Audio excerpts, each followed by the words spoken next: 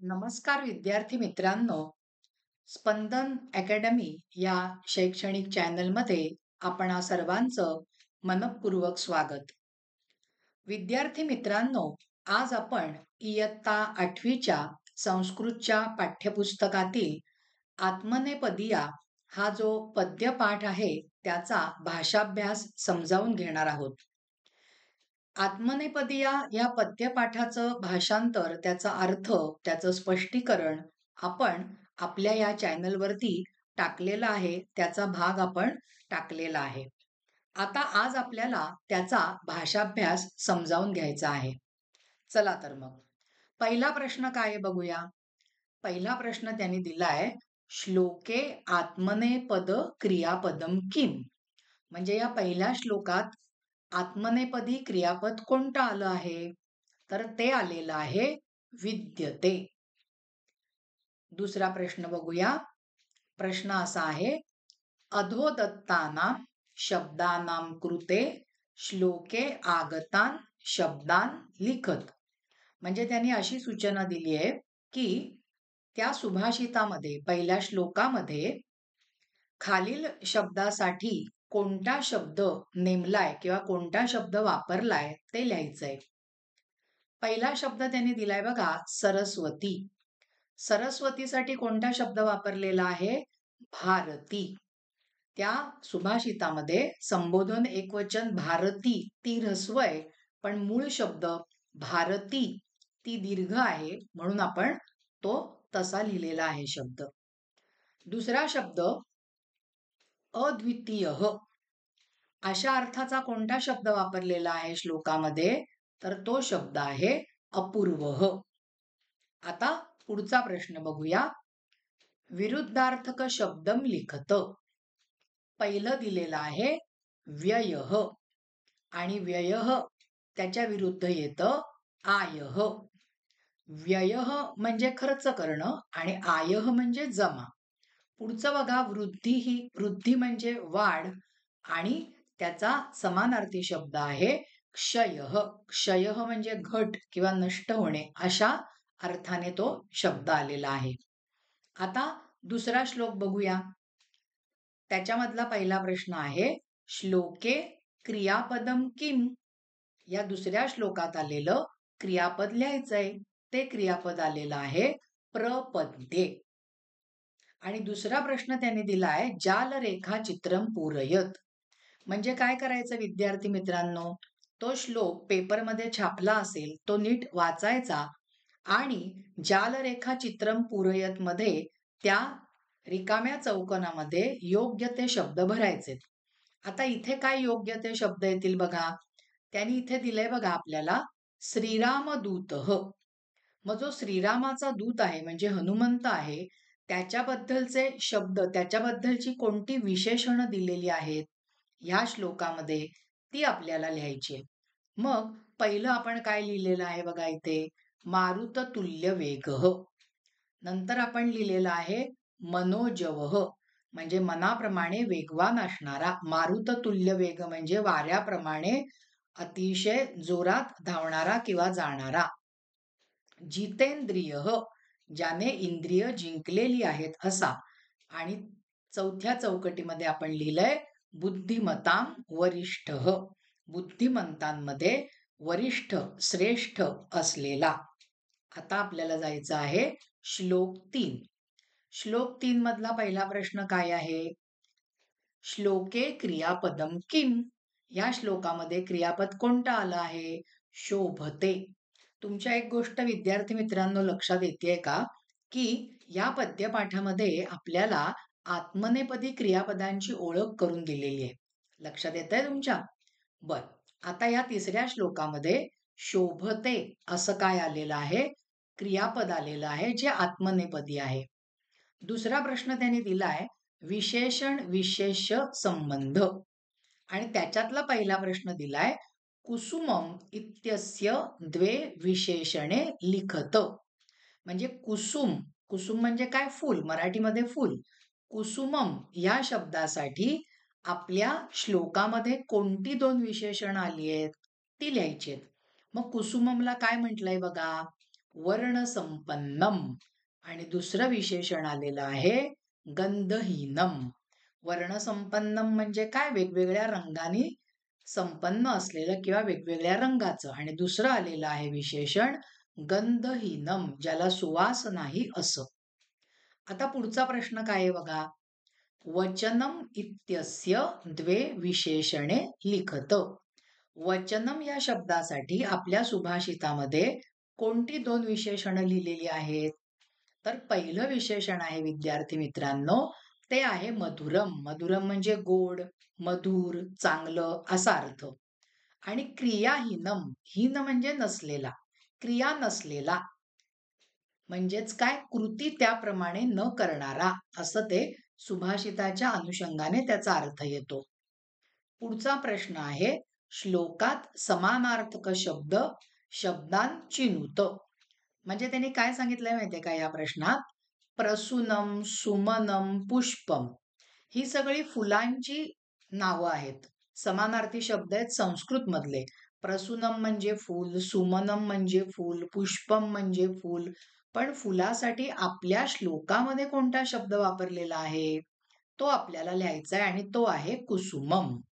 लक्षात आलंय कसं स्वरूप आहे प्रश्नाचं ते? दुसरा आकडा बघा. वचः, उक्तीः, वाक्यम. या तिन्ही शब्दांचा अर्थ एकच आहे. वचः म्हणजे पण बोलणे, उक्तीः म्हणजे पण बोलणे, वाक्यम म्हणजे पण बोलणे. पण आपल्या श्लोकात कोणता शब्द आलाय? तर तो शब्द आलाय वचनम. म्हणजे आपल्याला उत्तर म्हणून कोणता शब्द लिहावा लागेल? वचनम. आता आपल्याला जायचं आहे ते म्हणजे श्लोक 4. श्लोक 4 मध्ये त्यांनी काय दिलंय बघा. स्तंभमेलनम. म्हणजे आपल्याला त्यांनी सांगितलेलं आहे जोड्या लावा. स्तंभमेलनम. शतेषु. शतेषुची जोडी काय येणार आहे मला सांगा. दाता येईल, शूरः येईल, पंडितः येईल, वक्ता येईल. काय? शतेषु जायते शूरः. आपल्या श्लोकातलं ते वाक्य आहे. बरोबर आहे. मग सहस्रेषु च पंडितः. 1000 लोकांमध्ये कोण भेटणार आहे? पंडित. दशसहस्रेषु 10,000. दशसहस्रेषुच येणारे वक्ता.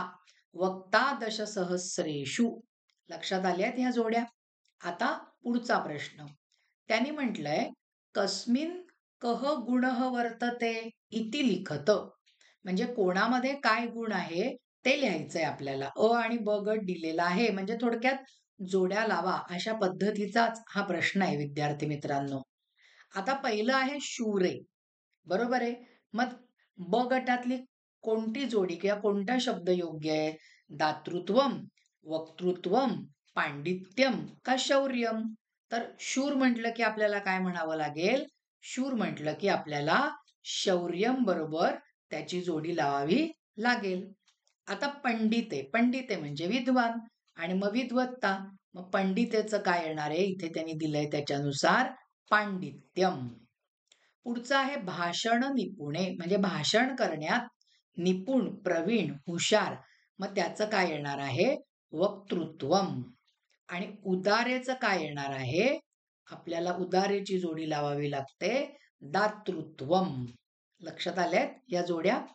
पुढचा प्रश्न आहे समानार्थक शब्दान लिखत. दाता त्याचं येतं वदान्यः. शूरः, वीरः, पंडितः, विद्वान. लक्षात येत आहेत ना अर्थ आणि त्याची उत्तरं, प्रश्नोत्तरं? आता आपल्याला जायचंय श्लोक 5वा. मंजुषायाः आधारेण स्तंभपूरणम कुरुत.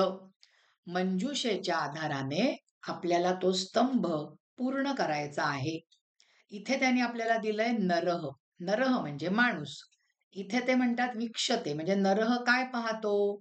इथे खाली त्यांनी आपल्याला मंजुषा दिलेली आहे. नर काय काय पाहतो? वित्तम, धन पाहतो. आणि म्हणून आपण इथे काय लिहिलं? वित्तम. आणि न वीक्षते काय पाहत नाही? माणूस काय पाहत नाही? तर संकटम. आणि म्हणून आपण ह्या चौकटीमध्ये उत्तर मांडलंय संकटम. तसंच मार्जारह, मांजर. मांजर काय पाहते? दुग्धम. आणि म्हणून इथे आपण उत्तर लिहिलंय दुग्धम. आणि काय पाहत नाही? लगुडा हतीम, काठीचा मार पाहत नाही. आणि म्हणून आपण उत्तर लिहिलं लगुडा हतीम. दुसरा प्रश्न त्याने विचारलाय, नरस्य विशेषणम किम? या श्लोकामध्ये नर या शब्दासाठी आलेलं विशेषण कोणतं आहे? लोभाविष्टो नरो वित्तम अशी सुरुवात आहे ना श्लोकाची. म्हणजे लोभाविष्ट हे विशेषण आलेलं आहे. पुढचा प्रश्न आहे, समानार्थक शब्दान लिखत. ते शब्द विद्यार्थी मित्रांनो आपण इथे बाजूला घेतलेत बघा. पहिला आहे नरह, त्याचा समानार्थी शब्द येतो मानवह. वित्तम, त्याचा समानार्थी शब्द येतो धनम. वीक्षते म्हणजे पाहणे, त्याचा समानार्थी शब्द येतो पश्यती. संकटम, त्याचा समानार्थी शब्द आहे विघ्नः. दुग्धम म्हणजे दूध, त्याचा समानार्थी शब्द आहे पयः. मार्जारह म्हणजे मांजर, त्याचा समानार्थी शब्द आहे बिडालह. लगुडह म्हणजे काठी, त्याचा समानार्थी शब्द आहे काष्ठम. आणि आहतीही म्हणजे मारणे, प्रहार करणे, त्याचा संस्कृत मधला शब्द आपण लिहिलाय प्रहारह. चला, आता आपल्याला जायचं आहे श्लोक क्रमांक 6. एक वाक्येन उत्तरत. श्लोके क्रियापदे के? या श्लोकामध्ये कोणती क्रियापदं आलेली आहेत? 2 आलेली आहेत. रोचते, रुच रोच म्हणजे आवडणे, आणि परिवर्तते म्हणजे परिवर्तन करणे. दुसरा प्रश्न त्यांनी दिलाय, अपारे काव्य संसारे कह प्रजापतीही? या काव्यरूपी संसारातला प्रजापती कोण? तर उत्तर काय लिहिलंय आपण बघा, अपारे काव्य संसारे कवीही प्रजापतीही. लक्षात येतंय? आता श्लोक क्रमांक 7. विशेषणम लिखत. फलानी, कसं फळ? अपक्वानी. बरोबर आहे? त्या सुभाषितामध्ये कोणता शब्द आलाय? अपक्वानी. पुढचा प्रश्न त्यांनी दिलाय, सुभाषिते आत्मनेपद क्रियापदम किम? कोणतं आलंय आत्मनेपद? विंदते. लक्षात येतंय? आणि नंतरचा प्रश्न आहे, सत्यम वा असत्यम लिखत. पहिलं वाक्य त्यांनी दिलंय, मनुजः अपक्वेभ्यः फलेभ्यः रसम विंदते. मनुज माणसाला तयार न झालेल्या फळांपासून रस मिळतो. सत्य का असत्य आहे? असत्यम. म्हणून आपण लिहिलं या ठिकाणी असत्यम. आणि पुढचं वाक्य आहे, अपक्वानी अपक्व फलानी चित्वा बीजस्य विनाशः भवति. अपक्व फळ म्हणजे जे तयार झालेलं फळ आहे, ते जर का आपण काढलं तर त्याच्यामधल्या बीचा नाश होतो का?